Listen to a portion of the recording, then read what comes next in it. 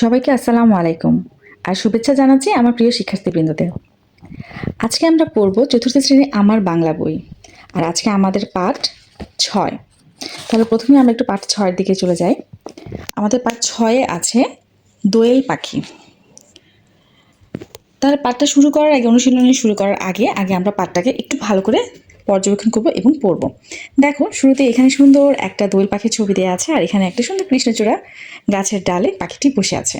আমরা সবাই জানি দোয়েল আমাদের জাতীয় পাখি, আর আমাদের আজকের পাঠটা এই দোয়েল পাখিকে নিয়ে। আচ্ছা, তাহলে প্রথমে দেখো এখানে কি আছে। বাংলাদেশের জাতীয় পাখির নাম দোয়েল। দেশের প্রায় সব জায়গায় দোয়েল পাখি দেখা যায়।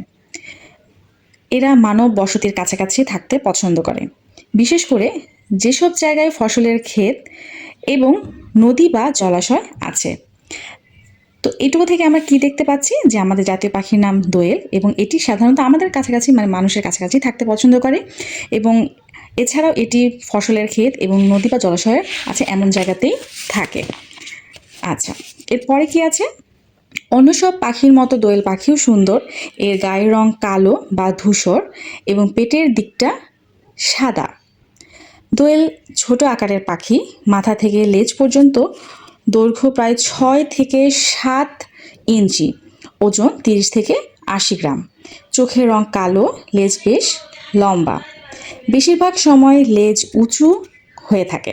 তো এখান থেকে কিন্তু আমরা দোয়েল পাখিটি দেখতে কেমন তার বিবরণটা খুব সুন্দরভাবে পেয়ে গেলাম। আর আমাদের আশেপাশে যখন আমরা দোয়েল পাখি দেখি তখনই কিন্তু আমরা এই বিবরণের সাথে মিল পাই। আচ্ছা, এরপর আছে দোয়েল পাখি গাছের কোটরে ও ঝোপে ঝাড়ে বাসা বানায়। বেশিরভাগ সময় এদের জোড়ায় থাকতে দেখা যায়। এপ্রিল থেকে জুলাই মাসের মধ্যে স্ত্রী দোয়েল ডিম পাড়ে। সাধারণত 3 থেকে 5টি ডিম পাড়ে। ডিমের রং হালকা নীলচে সবুজ, তার উপর বাদামি ছোপ থাকে। পুরুষ দোয়েল বাসা পাহারা দেয়, স্ত্রী দোয়েল ডিমে তা দেয়। প্রায় 2 সপ্তাহ পরে ডিম ফুটে ছানা বের হয়। এই অংশটুকু থেকে কিন্তু আমরা দেখতে পাচ্ছি আমাদের দোয়েল পাখিটি কোন সময়ে বাসা বানায় এবং কোন সময় তারা ডিম দেয়, এবং পুরুষ দোয়েল বাসা পাহারা দেয়, এই সম্পূর্ণ জিনিসটা কিন্তু আমরা জানতে পারছি। আচ্ছা, তারপরে প্যারাতে আছে দোয়েল পাখি 12 থেকে 15 বছর পর্যন্ত বেঁচে থাকে। এরা সাধারণত পোকামাকড় ও কীট পতঙ্গ খায়। এরা গাছের ডালে ডালে লাফিয়ে বেড়ায়, তখন লেজের ডগা নাচায়। প্রয়োজন না হলে এরা একটানা বেশি দূর উড়ে না। দোয়েল খুব ভোরে কিংবা বিকেলবেলা মিষ্টি সুরে গান গায়। এদের মিষ্টি মোলায়েম সুর মানুষকে মুগ্ধ করে। আচ্ছা, আমরা কিন্তু সবাই দোয়েল পাখি চিনি এবং দোয়েল পাখি আমরা দেখেছি। তো এখান থেকে কিন্তু আমরা দোয়েল পাখির একটা সুন্দর একটা বিবরণ পেয়ে গিয়েছি এখন পর্যন্ত আমরা যতটুকু পড়েছি। আমাদের আশেপাশের অনেক দেশে দোয়েল পাখি আছে। নানা কারণে প্রতিদিন দিন দিন এই পাখি কমে যাচ্ছে। ঢাকা বিশ্ববিদ্যালয় এলাকায় জোড়া দোয়েলের ভাস্কর্য রয়েছে। এটি দোয়েল চত্বর নামেই পরিচিত। আমরা কিন্তু অনেকেই এই দোয়েল চত্বরটি দেখেছি। যারা ঢাকায় এই দোয়েল চত্বর দেখেছি সেখানে কিন্তু আমরা অনেক বড় একটা দোয়েলের ভাস্কর্য দেখতে পেয়েছি। আর যারা এখন আমরা দেখিনি তারা অবশ্যই একবার হলেও দেখতে যাবে, খুবই সুন্দর। তো আমাদের এখানে কিন্তু এই পাঠের বিবরণটা সম্পূর্ণ শেষ হলো। এখান থেকে আমরা দোয়েল পাখিটির কেমন এবং সেটার বিবরণ, সেটি কতদিন বেঁচে থাকে এবং সেটি কখন ডিম দেয়, এই সম্পূর্ণ কিছুটাই কিন্তু আমরা জানতে পেরেছি।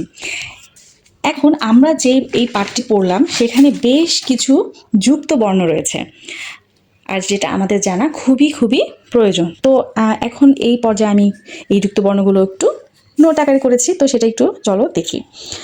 এখানে আমি প্রথমে লিখেছি শব্দ, যে শব্দগুলো এই পাঠে ব্যবহার করা হয়েছে সেগুলো আমি এই অংশে লিখেছি। এরপরে এই শব্দগুলো থেকে যেই যুক্ত বর্ণগুলো পেয়েছি আমি সেগুলো এখানে রেখেছি, এবং এই যুক্ত বর্ণগুলো বিভাজন করার পর সেখানে কোন কোন বর্ণ রয়েছে সেটা আমি যুক্ত বর্ণটা এখানে ভেঙে লিখেছি। আর এগুলো দিয়ে আবার নতুন কোনো যে শব্দগুলো তৈরি করে তার মধ্যে থেকে একটি করে লিখে আমি এখানে উদাহরণস্বরূপ দিয়েছি। তো প্রথমে এখানে আছে পছন্দ। এখানে দেখো একটা যুক্ত বর্ণ আছে, সেটা হচ্ছে ন দ, যোগ করে দেওয়া আছে, আর এটা ভেঙে হচ্ছে ন যোগ দ।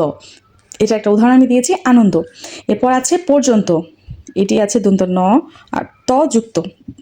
তো এখানে দেখো যোগ করে আমি দিয়েছি ন যোগ দন্ত ন যোগ ত, আর এটার একটা উদাহরণ দিয়েছি অত্যন্ত। এরপর আছে ইঞ্চি, এখানে ইয় আর চ যোগ করে দেওয়া আছে, ইয় যোগ চ। আর এটা একটা উদাহরণ লিখেছি অঞ্চল, এটা আমরা সবাই কিন্তু অনেকবারই পড়েছি, তাই না? এরপর এখানে আছে লম্বা, এখানে আছে ম এবং ব যোগ করে ম যোগ ব। আর এটা একটা উদাহরণ হাম্বা। এরপর আছে সপ্তাহ, এখানে আছে প আর ত একই সাথে যুক্ত, প যোগ ত। আর এটা একটা উদাহরণ দিয়েছি আমি সপ্তম। এরপর আছে কীটপতঙ্গ, ঙ গ একসাথে, এখানে আছে ঙ যোগ গ, একটি উদাহরণ হচ্ছে অঙ্গ। এরপর আছে মিষ্টি, এখানে আছে মূর্ধন্য ষ আর ট যুক্ত, মূর্ধন্য ষ যোগ ট, উদাহরণস্বরূপ আছে কষ্ট। এরপর আছে মুগ্ধ, গ আর ধ, এখানে গ যোগ ধ আমি ভেঙে লিখেছি আর উদাহরণ দিয়েছি দগ্ধ। এরপর আছে যাচ্ছে, এখানে আছে চ ছ একসাথে যুক্ত করে চ যোগ ছ আর উদাহরণ দিয়েছি আচ্ছা। এরপর আছে বিশ্ববিদ্যালয়, এখানে দেখো স তালিব স আর ব যোগ করে দেওয়া আছে এখানে, আর এখানে ভেঙে লিখেছি তালিব স যোগ ব, আর এখানে একটা উদাহরণ দিয়েছি আশ্বিন। এরপর আছে ভাস্কর্য, এখানে আছে যুক্ত বর্ণ আছে কিন্তু স আর ক একসাথে, কিন্তু স যোগ ক, আর উদাহরণস্বরূপ দিয়েছি স্কুল। এরপর আছে চত্বর, এখানে আছে ত আর ব একসাথে, ত যোগ ব, আর এখানে আমি শব্দ লিখেছি ত্বক। তো এখানে কিন্তু অনেকগুলো আমরা যুক্তবর্ণ পেয়েছি, আমি এখানে সবগুলো যুক্তবর্ণই রাখার চেষ্টা করছি যতগুলো এই পাঠে ব্যবহার করা হয়েছে। এরপর চলো আমরা এখানে কিছু শব্দের অর্থ দিয়ে আছে। দেখো এখানে লেখা আছে অর্থ জেনে নিই। প্রথমেই আছে কোটর, গাছের গায়ের গর্ত, ধূসর ছাই রং, মানব বসতি মানুষ যেখানে বাস করে, ভাস্কর্য পাথর ধাতু কাঠ ইত্যাদি খোদাই করে বানানো শিল্পকর্ম। আচ্ছা, এরপর দেখো আমাদের অনুশীলনের প্রথমেই এখানে আছে পাঠ থেকে প্রশ্ন বানাই। এখানে দেখো কি, কোথায়, কখন, কিভাবে, কেমন, কেন, কোন, কোনো, কত, এই প্রশ্নবোধক যে শব্দগুলো আমরা সাধারণত ব্যবহার করি সেটি দিয়ে আছে, আর এটি দিয়ে আমাদের একটি প্রশ্ন বানাতে হবে। প্রথমে দেখো একটা উদাহরণ হিসেবে দেয়া আছে কি দিয়ে, দোয়েল পাখি কি খায়। তো পরেগুলো আমি দেখো কিভাবে করেছি। কোথায়, দোয়েল পাখি কোথায় থাকে। কখন, দোয়েল পাখি কখন ডিম পাড়ে। কিভাবে, দোয়েল পাখি কিভাবে গান গায়। এরপর আছে কেমন, দোয়েল পাখি দেখতে কেমন। কেন, দোয়েল পাখি দিন দিন কমে যাচ্ছে কেন। এরপর দেখো আছে কোনো, বাংলাদেশের জাতীয় পাখি কোনটি। কত, দোয়েল পাখি কত বছর পর্যন্ত বেঁচে থাকে। তো দেখো এখানে কিন্তু আমি সবগুলো দিয়ে অনেক সুন্দর করে প্রশ্ন বানিয়েছি, তোমরা চাইলে আরও বিভিন্ন রকমের প্রশ্ন বানাতে পারো, অবশ্যই সেটা তোমরা করবে আমি আশা করব। আচ্ছা, এরপর দেখো 2 নম্বরে কি আছে, বন্ধনী থেকে শব্দ নিয়ে খালি জায়গায় লিখি। এখানে দেখো একটি শূন্যস্থানের মতো দেওয়া আছে আর পাশে ব্র্যাকেট, মানে বন্ধনী বলতে এই ব্র্যাকেটটাকে বোঝানো হয়েছে, আর এর ভেতরে দুটি, এখানে দেখো দুটি শব্দ আছে, মানে এই দুটি থেকে যে কোনো একটি আমাদের এই শূন্যস্থানে ব্যবহার করতে হবে, যেটি এই এখানে ব্যবহার করলে এই বাক্যটি পরিপূর্ণ হবে। তাহলে দেখো প্রথমটি কি আছে, পেন্সিল ড্যাশ কলম দিয়ে লেখো। এখানে এবং আছে এবং বা আছে, তাহলে পেন্সিল বা কলম দিয়ে লেখো। এই গাছে দোয়েল ড্যাশ কোকিল যে কোনো একটির বাসা আছে। এখানে দেখো আমি অথবা দিয়েছি, যদি এখানে যে কোনো কথাটি না থাকতো তাহলে কিন্তু এবং দিতেই হয়ে যেত যে দোয়েল এবং কোকিলের একটি বাসা আছে, কিন্তু এখানে যে কোনো একটি বলা হয়েছে তাই এখানে আমি অথবা দিয়েছি। এরপর আছে আজ মালতী ড্যাশ সাবিনা কেউই বিদ্যালয়ে আসেনি। আজ মালতী ও সাবিনা কেউই বিদ্যালয়ে আসেনি। গাছের ডালে ড্যাশ মাটিতে দোয়েল লাফিয়ে বেড়ায়। গাছের ডালে ও মাটিতে দোয়েল লাফিয়ে, কারণ দুই জায়গাতেই কিন্তু দোয়েল লাফিয়ে বেড়ায়। এরপর আছে চা ড্যাশ শরবত কোনটি খাবে। আমি এখানে কিংবা দিয়েছি, কারণ এখানে কিন্তু প্রশ্ন করা হয়েছে তুমি চা খাবে নাকি শরবত খাবে, তাই চা কিংবা শরবত কোনটি খাবে। খুব মজার না? আচ্ছা, এরপর দেখো এখানে কি আছে 3 নম্বরে, শব্দ সাজিয়ে বাক্য লিখি। এখানে বেশ কয়েকটি ওলটপালট করে শব্দ দেওয়া আছে, মানে এখানে বাক্যটি ঠিক নেই, এখানে শব্দগুলো ওলটপালট করে দেওয়া আছে, সেটাকে আমি সুন্দর করে সাজিয়ে লিখতে হবে। যেমন দেখো এখানে আছে কতে, নাম জাতীয় বাংলাদেশের পাখির দোয়েল। সেটাকে দেখো আমি সুন্দর করে সাজিয়ে লিখেছি, বাংলাদেশের জাতীয় পাখির নাম দোয়েল। দেয় পুরুষ পাহারা বাসা দোয়েল। খতে এটা আছে, এটা দেখো আমি সাজিয়ে কি লিখেছি, পুরুষ দোয়েল বাসা পাহারা দেয়। গতে আছে দোয়েল হয় পাখি ছোট আকারের। এটা দেখো কি লিখেছি, দোয়েল পাখি ছোট আকারের হয়। ঘতে আছে উপকার আমাদের পাখি অনেক করে। এটাকে আমি সাজিয়ে কি লিখেছি, পাখি আমাদের অনেক উপকার করে। ওতে আছে বাসা বেশিরভাগ গাছে বানায় পাখি। আমি ঠিক করে লিখেছি, বেশিরভাগ পাখি গাছে বাসা বানায়। চতে আছে গান শুনে জুড়ায় কান পাখির। আমি ঠিক করে লিখেছি, পাখির গান শুনে কান জুড়ায়। এটা কিন্তু খুবই সহজ, এই পার্টটা খুবই সহজ, শুধুমাত্র একটু বুঝে ঠিক করে লিখতে হবে। এরপর দেখো এখানে আমাদের 4 নম্বরে কি আছে, বিপরীত শব্দ লিখি। এখানে দেখো প্রদত্ত শব্দগুলো এখানে দেওয়া আছে, আর এই পাশে আমাদের বিপরীত শব্দগুলো লিখতে হবে। প্রথমে আছে পছন্দ, বিপরীত শব্দ অপছন্দ, সুন্দর কুৎসিত, প্রিয় অপ্রিয়, খুশি দুঃখ, হালকা ভারী, রাত দিন, দূর নিকট। তাহলে বিপরীত শব্দগুলো কিন্তু আমাদের এগুলো খুবই সুন্দর করে পড়ে নিতে হবে সবাইকেই। এরপর 5 নম্বরে দেখো কি আছে, কোন শব্দটি অন্যগুলোর থেকে আলাদা তা লিখি। এখানে দেখো অনেকগুলো শব্দ আছে, কিন্তু এখানে দেখো প্রথমটি যদি আমি দেখি, দোয়েল, গাছ, বক, শালিক। এখানে দেখো দোয়েল একটি পাখি, বক একটি পাখি, শালিক একটি পাখি, কিন্তু গাছ কিন্তু পাখি নয়। তার মানে এখানে এই প্রত্যেকটি 4টি শব্দের মধ্যে গাছ আলাদা, তো আলাদা শব্দটি হচ্ছে গাছ। ঠিক একইভাবে নিচেটা দেখো, লেজ, পাখা, মাথা, পাতা। লেজ, পাখা, মাথা এগুলো কিন্তু সবগুলোই কিন্তু কোনো প্রাণীর মধ্যে থাকে সেগুলো, কিন্তু পাতা কিন্তু আলাদা, তো এখানে আলাদা শব্দ হচ্ছে পাতা। এরপর দেখো ফল, ডানা, মূল, ফুল। এখানে কিন্তু মূল, ফুল, ফল সবই কিন্তু একটি গাছের মধ্যেই থাকে। গাছের ফল হয়, মূল আছে, ফুল হয়, কিন্তু ডানা কিন্তু হয় না, তো আলাদা শব্দ হচ্ছে ডানা। এরপর সাদা, ধূসর, পাখি, কালো। এখানে সাদা, ধূসর, কালো সবগুলি কিন্তু রঙের নাম, কিন্তু পাখি কিন্তু কোনো রং নয়, তাহলে আলাদা শব্দ হচ্ছে পাখি। এরপর আছে নদী, জলাশয়, পাহাড়, পুকুর। এখানে দেখো সবগুলি কিন্তু একটা জলাশয় বা পানি আছে এরকম, কিন্তু পাহাড় কিন্তু তেমন নয়, আলাদা, তাহলে এটা হচ্ছে পাহাড়। এরপর দেখো এপ্রিল, জুলাই, মে, ছানা। এখানে এপ্রিল, জুলাই, মে এই তিনটেই কিন্তু মাসের নাম, কিন্তু ছানা কিন্তু নয়, তাহলে আলাদা কোনটি? ছানা। এরপর দেখো পাখি, প্রজাপতি, মাকড়সা, তেলাপোকা। এখানে প্রজাপতি, মাকড়সা সবগুলোই কিন্তু কীটপতঙ্গের মধ্যে পড়ে, কিন্তু পাখি কিন্তু নয়, তাহলে আলাদা শব্দ কোনটি? পাখি, তাই না? এরপর আমরা চলে যাচ্ছি আমাদের 6 নম্বর দেখো আমাদের অনেকগুলো প্রশ্ন আছে। আমি প্রশ্নগুলো একটু নোট আকারে করেছি, তো তোমরা চাইলে এটা দেখেও মানে লিখে চাইলে নিতে পারো, বা যদি নিজের মতো সেটাও সম্ভব। আমি জাস্ট একটা তোমাদেরকে ধারণা দেওয়ার জন্য আমি আমার মতো গুছিয়ে লিখেছি। তাহলে প্রথম প্রশ্নটা এখানে কি আছে, দোয়েল পাখি কোথায় দেখা যায়? আমি লিখেছি দোয়েল পাখি দেশের প্রায় সব জায়গায় দেখা যায়।